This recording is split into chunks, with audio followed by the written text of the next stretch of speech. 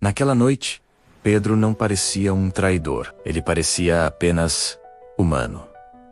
Não era uma noite comum em Jerusalém. O ar estava pesado, como se a cidade inteira sentisse que algo estava prestes a se partir. As ruas, normalmente cheias de vozes, agora pareciam prender a respiração. O vento estava frio, um frio que não vinha só do clima, mas da sensação de perda, da expectativa de dor. No pátio, um fogo improvisado iluminava rostos cansados. Soldados, servos, curiosos, homens tentando se aquecer enquanto julgavam outro homem. E o medo caminhava livre entre eles. Horas antes, Pedro havia falado com convicção, com um coração cheio, com a coragem que nasce quando ainda não fomos testados. Olhando nos olhos de Jesus, ele disse que iria até o fim, até a prisão, até a dor, até a morte, se fosse preciso. E ele acreditava nisso. Pedro não estava mentindo. Ele realmente achava que seria forte o suficiente. Mas existe algo que ninguém nos ensina sobre a fé. Ela soa muito diferente quando estamos seguros e quando nos sentimos ameaçados. A fé, quando encontra o medo, revela quem realmente somos. Quando Jesus foi levado, Pedro o seguiu, não ao lado, não de perto, mas à distância. Não porque deixou de amar, mas porque começou a perceber tudo o que poderia perder.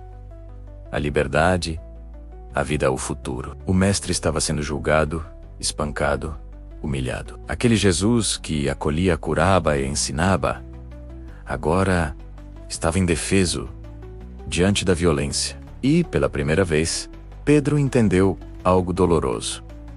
Seguir Jesus poderia custar mais do que ele havia imaginado. Buscando calor e, talvez, anonimato, Pedro se aproximou do fogo, até que uma voz rompeu o silêncio.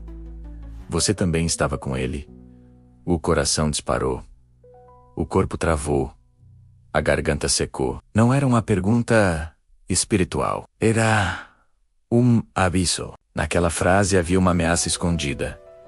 Você pode ser o próximo. E então, ele negou. Não gritando, não com raiva, mas rápido, instintivo, quase automático. Não o conheço. Talvez, naquele instante, Pedro tenha pensado que era só isso, uma pequena negação.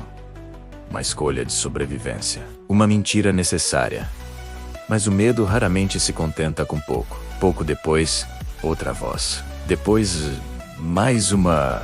E a cada pergunta, a negação ficava mais forte, mais nervosa, mais distante da promessa feita horas antes. Até que, pela terceira vez, Pedro negou Jesus. E então, o galo canto. Não foi o som que o quebrou. Foi o significado. Jesus virou o rosto e olhou para Pedro.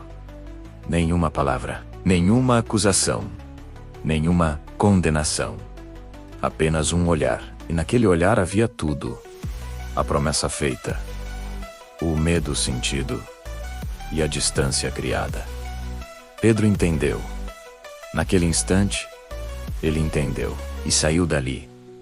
Não correu, não gritou, apenas se afastou e chorou amargamente.